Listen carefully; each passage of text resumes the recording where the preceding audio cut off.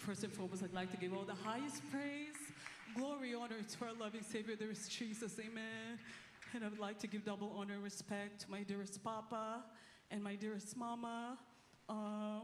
We thank our loving God for the blessed teachings, amen. Dahil sa kanilang mga turo't aral, tayo ay grabe ang pagpapala sa ating buhay. Yes, Ang mahal ng Panginoon, nagsilbing gabay sa ating buhay. And because of their teachings, tayo mga tagapagmana ng buhay na walang hanggan. Amen. Hallelujah. We love and miss you so much, dearest Papa and Mama. And of course, I'd like to say a good evening to my beloved family, headed by Ate P, Kuya June, Ate Ted sa Dako ng US, Kuya Luke, Minister Luke, of course, Minister Kuya Pogs, Ate Jude, the rest of the family, Ate Lai, Kuya Rick, and of course, the whole family po, my beloved husband, our children, amen. At sa lahat po ng mga pinagpalang kapatiran dito sa Dako ng Manila, and our beloved Central Church brethren, praise the Lord. Mga nakaantabay po sa webcast, live webcast, praise the Lord po. To all our beloved newcomers, kung meron man po, welcome to the True Church of the Living God, amen. Amen. Hallelujah. Gusto ko lamang po pasalamatan ng mahal na Panginoon sa kanyang mga dakilang gawa at himala sa aming buhay. Bagamat nandyan ang mga pagsubok, patuloy ang pagpapala, pag-iingat ng mahal na Panginoon sa ating lahat. Amen. Hallelujah. And I wanted to thank our loving God po. My past birthday was October 24. So, kahit nandiyan po pagdadalamhati, sabi po talaga ng mahal na Panginoon, lagi natin pasalamatan ang lahat ng bagay. Amen. Hallelujah. Hallelujah. Hallelujah. Bagamat nandiyan po ang sadness, andyan po ang grabe pag-comfort ng mahal na Panginoon. Amen. The past few weeks, we thank our loving God also po. I thank our loving God na nakabot po ko ng 42 years po na nasa malusog na pangangatawan.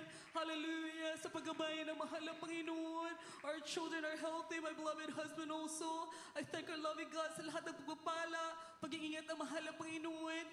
Nandiyan din po na last May 9, I was able to give birth po kay baby Evangelina. Normal delivery po yan. Sa unang dalangin natin, beloved pastor, the man of God, the prophet of God. Amen.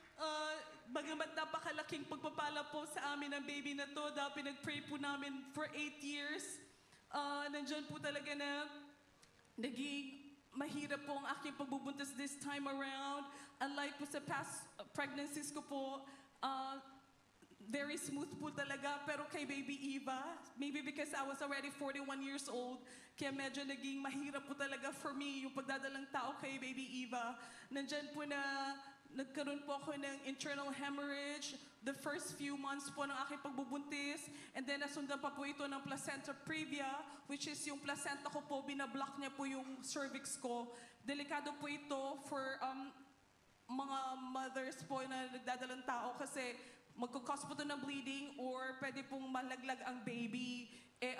As I said before po sa testimony ko, nagkaroon po ako ng isang miscarriage and then isa pong blighted ovum. Kaya medyo delikado po yung pagbubuntis ko. Pero sa himalang kaparaanan ng mahal na Panginoon, nalagpasan po yan by the grace of our loving God. Na wala po yung mga bleeding na yan. Sa unang dalangin na ating beloved pastor, amen. Ang ginawa lang po namin, kami po yung nanalangin, nag-alay ng ayuno, and nagpa-pray po kami sa man of God. At totoo po, salita ng mahal na Panginoon. Pinaghimala po kami ng mahal na Panginoon. Nalagpasan ko po yung mga yan. By the grace of our loving God, ngunit hindi pa po natapos doon. Talagang sinubok po ang aming pananampalataya dahil nagkasakit pa po si Gavin. Tapos twice po siya, during pagbubuntis ko po, twice nagkasakit si Gavin. Lahat po yun, nag-near death po talaga siya. What do you call this? Talagang nilabanan niya po talaga yun. Near-death experience po yung nangyari kay Gavin. Kala po namin mawawala yung batang yan. But through it all, naghimala pa rin ang mahal na Panginoon sa aming buhay. Amen. Dahil tayo tunuruan na ating beloved prayers to the Lord. Paano tumawag sa mahal na Panginoon. Amen.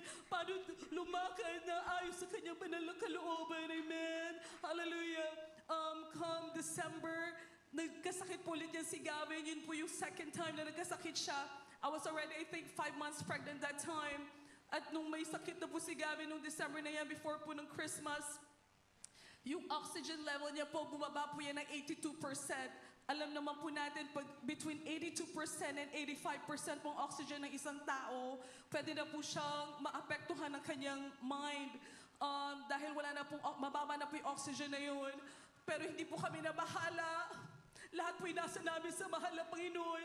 Every time we try to use po yung oxygen, nasisira po ito. So sabi namin, bakit lagi siya nasisira? Tapos sabi ko, gusto talaga na mahal na Panginoon sa kanya ka lang magtitiwala. Amen. At doon hindi po namin siya ginamitan ng oxygen. Nandiyan po unti-unti tumaas po yung kanyang O2 sat. Yung oxygen niya po nag-normalize po yan sa unang panalangin ng beloved Papa. Amen.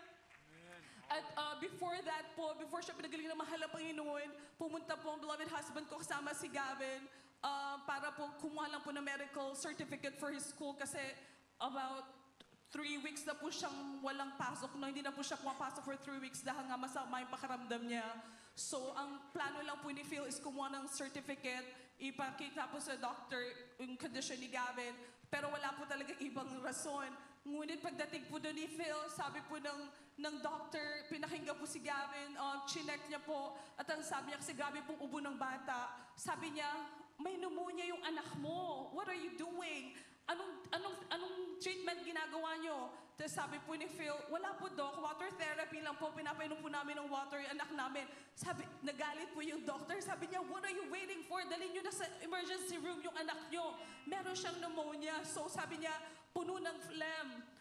Puno na ng yung lungs ng anak mo. Takbuhin mo na ngayon sa hospital. So hindi po siya nagbigay ng anything. Ang sabi niya po, tumakbo na daw po sa ER si Phil. And that time, nasa bahay po ako, naghihintay po ako dahil I was already 5 months pregnant. Ang sabi po ni Phil, tumawag po siya sa akin, sabi niya lang, ang sabi ng doctor, kailangan daw takbuhin si Gavin sa ER dahil may pneumonia siya at napakadami ng phlegm. Kaya po pala yung O2 sat niya sobrang baba. Nahirap po talaga siya huminga. Hindi na po siya nakakatulog. Kaya tuloy-tuloy lang pinanalangin namin sa mahal na Panginoon. Nandyan po na nung tumawag po si Phil, sabi niya, dadalhin niya, yun daw po sabi ng doctor, sabi ko, love, wala kang ibang pagdadalhan kay Gavin. Sa mahal na Panginoon tayo aasa. Yes. Dalhin mo siya sa Dearest Papa. Amen. Hallelujah. Sabi ko, love, dadalhin mo siya sa Dearest Papa, sa bahay ng Dearest Papa. Inilaya siya ng man of God and the Lord will heal Gavin. Yes. At yun po ang kanyang ginawa. Pumunta po sila sa Dearest Papa. Nilehas po ng Dearest Papa si Gavin. And days lang po ang binilang. Hallelujah. Nandiyan po ang kagalingan na kumula sa bahay. Hallelujah. Hallelujah. Hallelujah. Leading prayers of the man of God. Grabe po ang saya, ang tuwa namin dahil alam ko po talaga ang loving God, He never fails. Hallelujah. Yes, hallelujah. At pagdating po ng January, commemoration po ng, hallelujah, ng homegoing ng Dearest Mama po sa Amoranto. On the way po kami. That was January already po this year. Nandiyan po na pa-underpass po kami sa Quezon Avenue. Tuloy-tuloy po yung takbo namin nang bigla pong may humarang na motor sa harap namin. Bigla po itong tumigil. So si Phil po, tumapak po siya sa brake ng pagkalakas-lakas po talaga. At nandiyan po na may naramdaman po kami na malakas na tumama po sa likod ng sasakyan namin. So there's another car po in the back na siguro hindi po siya ganun ka-alert. Tumama po yung sasakyan niya sa amin. Nabangga po talaga kami. Pero grabe po himala ng mahal na Panginoon. Dahil wala po kami naramdaman na sakit or anything. Talagang malakas po yung impact. Pero para po kaming nakabalot sa cocoon. Naramdaman namin na parang may humarang po doon sa pagbangga. Kaya very soft lang po yung naramdaman namin. Kaya paglabas po ni Phil, tinignan niya po, yung sasakyan po na bumangga sa amin, I think it was an adventure, basta medyo mataas po siya sa sasakyan. Pagtingin po ni Phil, bagsak po yung bumper, nasira po yung harap na sasakyan na yan. Ngunit yung sasakyan po namin, wala po talaga sira yan by the grace of our loving God. And most importantly po, amen, hallelujah.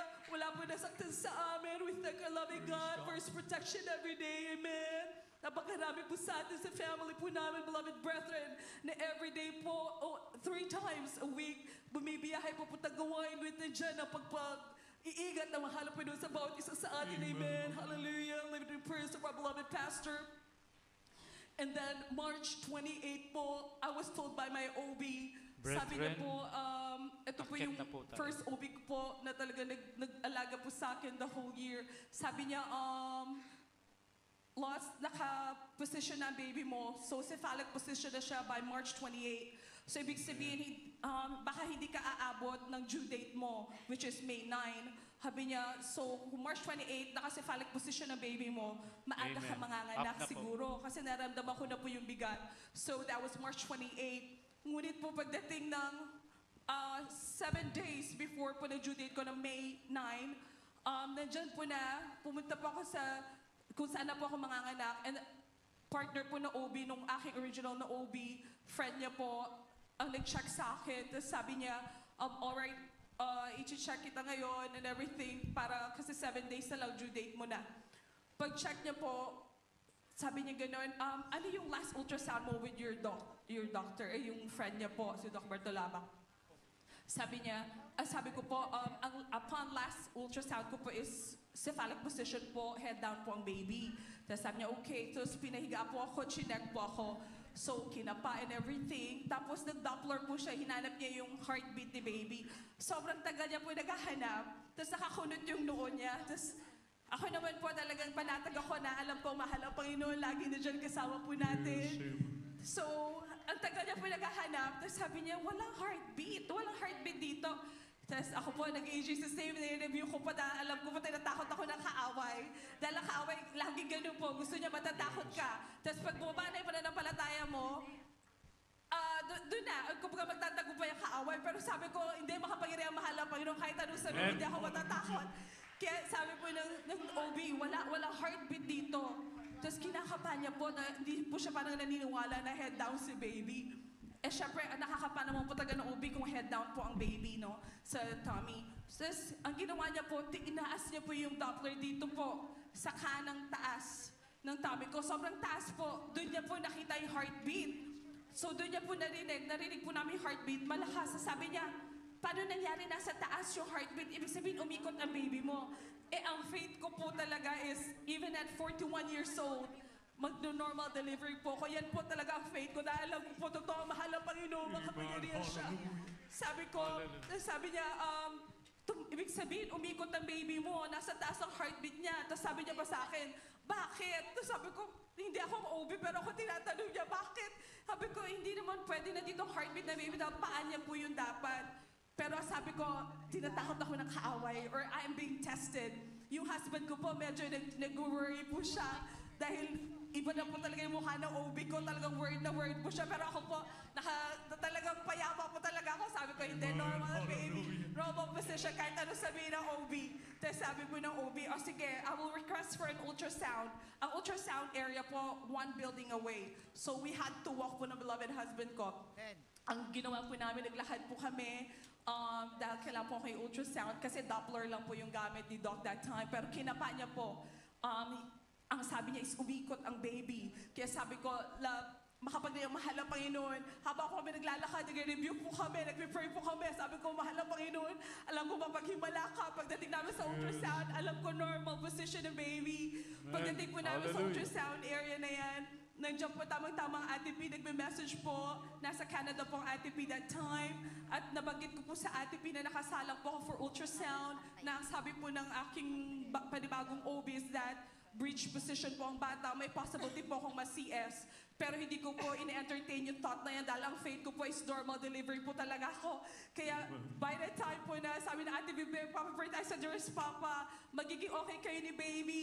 Kaya panatag po ako nung in-start po na i-ultrasound ako, sabi nung nag-sonogram, nung nag-ultrasound sa akin, sabi niya, ba't ka pinapacheck ng OB mo? Kasi po, sabi is umikot po ang baby, breech daw po. Oh, alright. Tapos, nilagay niya po yung kanyang, yung gadget, nilagay po yung pang-ultrasound sa akin. At nandiyan po, both po kami nakita namin sa monitor sa harap. Sabi niya, congratulations, Mommy. Cephalic position, normal position na baby mo. Malapit ka ng mga anak. Congratulations. Kaya sabi ko, alam ko buhay at totoo ka sa ministeryo ito. Hallelujah. Gusto lamang na mahal ang Panginoon tayo, manampalataya. Magtiwala sa Kanya sa lahat ng oras. Hallelujah, hallelujah.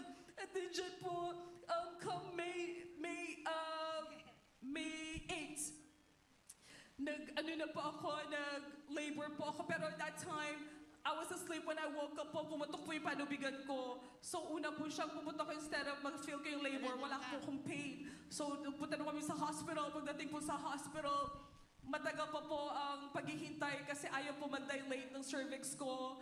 Ang sabi is makapal daw po. So we were waiting and then ang sabi po is matagal ng, tapos nagdadilate na po ako pero mabagal lang po. Ang sabi is that delikado daw po sa isang mother na mag-labor ng matagal kasi susceptible po sa infection. So ngayon po, ang aking pagputok po na panubigan was 6:30 to 7 in the morning. The next, hanggang evening po, hindi pa po ako nanganganak. And that was already May 8. Tapos pa May 9 na po, midnight, wala pa rin po talaga. So from 7:30 until 2:30, ang aking what do you call this? Nag-dilate po ako, nag 4 to 5 cm lang po ako. Pero hindi na po yung nag-move. They had to induce me at 10 p.m. para lang po mag-contract kasi wala po talaga akong pain na nararamdaman. Dahil isa rin po prayer ko sa Malapay na wala po ako mararamdaman na sakit talaga pag nagli-labor at talagang ginrant po yan ng Mahalapay noon. Ngunit nung in-induce po ako, doon po ako nakaramdam ng sakit dahil pinilit po nila mag-contract talaga. Ngunit hindi po talaga nagbabad si Eva. Ayaw niya po talagang lumabas by that time. Talagang makapal daw po yung cervix ko. So at 2:30, chinek po ulit ako. Ang sabi, 4 to 5 cm ka pa rin. So that's from 7:30 until 2:30 in the morning na po, May 9 na. Hindi pa rin po nagbabudge yung aking pag-dilate. Kaya sabi niya, sabi ng doctor, sige, I will come back again and then check on you. I-IE ako. Pero that time po talagang we were spending the whole time po sa labor room na nakikinig po kami ng mga preachings under Papa. We were praising the Lord. Amen. Hallelujah. Kaya hindi po kami nababahala. Nandiyan po, sabi po ng doctor, Lots, pumapalo na ng 100 yung contractions mo. Tapos nakikita nila, hindi po ako sumisigaw or anything. Tapos sabi niya, are you okay? Wala ka ba nararamdaman? Sabi, may isa pong, isang mommy na sigaw na sigaw. Tapos kala po namin, na siya, baka 6 cm. Tapos sinanong po namin, ilang cm po ba? Kasi grabe na po talaga yung sigaw niya. Yung pala 2 cm pa lang po yung pagdadilate niya. Tapos ang sabi nila, 4 to 5 cm ka na, pumapalo ka ng 100, pero yung BP mo, normal na normal by the grace of our loving God. Ang sabi pa ng doctor na yan, naielip ako sa'yo. Sabi ko, hindi ako ang mahal na Panginoon. Hallelujah, hallelujah. Nandiyan po talaga. 2:30, ang last po na inai ako. Nag-pray po kami ni Phil ng 3 in the morning. Sabi namin, nag-release po kami ng faith. Before mag 6 in the morning, sa leading prayer sa ating beloved Pastor Doris Papa, sa himalang kaparaanan ng mga napanong lalabas sa baby na ito. Pagkabalik po ng doctor na yan, para i-IE po ako ng 4 in the morning. Nandiyan po, nalaki po yung mata niya dahil pag-check niya po, 9 cm na po ako. Amen. Hallelujah. Nag-crowning na po ang ulo ni Baby Eva. And at 5:30, lumabas po ang bata niya na malusog. Hallelujah. Hallelujah. Sa himalang kaparaanan ng mga Pinoy, I thank our loving God. At sabi ko nga po, ang kaaway hanggang dulo, talagang gusto niya, mag-worry ka. Ngunit panatap kami sa mahal na Panginoon, kinabukasan po, or maybe, kinabukasan po, chinek po si Eva, at sabi po, meron daw po siyang fever. Tapos sabi namin, parang wala naman, pero may fever po siya. So, they ordered a series of checks kay baby. Kinuha po yung blood niya.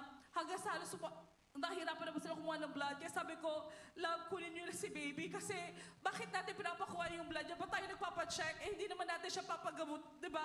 Ang akin, uuwi na po kami. Kahit ano po sabihin niyo, sabi, may infection ng baby mo, baka may blood infection siya.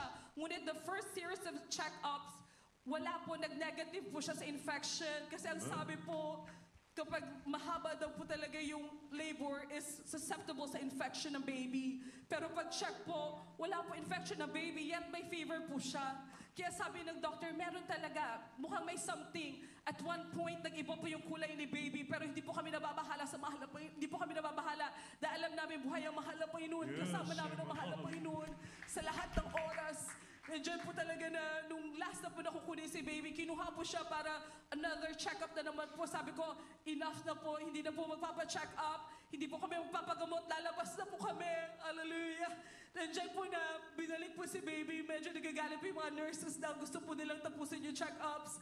Pero nandiyan po, bumalik po yung pedia niya, ang sabi niya, sige, kung ayaw niyo siyang ipa-check up pa, dalhin niyo to kasi nag-yellow din yung skin niya. So dalhin niyo tong mga gamit ko, libre na yan, gamitin niyo sa bahay para sa baby niyo, para mag-normalize yung skin color niya. And mag-pray na lang na wala po siyang infection. Kasi nakita po nila na talagang ayoko po talaga mapapagamot ang baby. Ganyan po, nung nag-ready na po kami mag-check out, grabe po talaga, sunod-sunod po yung mga doctor na dumating. Sabi po nila, you know what? Hindi na kailangan yung gamit ng baby mo kasi yung fever niya, dahil lang yan mababa yung milk intake niya. She's okay. Pwede nyo na siyang iuwi. Amen. Hallelujah. Hallelujah. Hallelujah.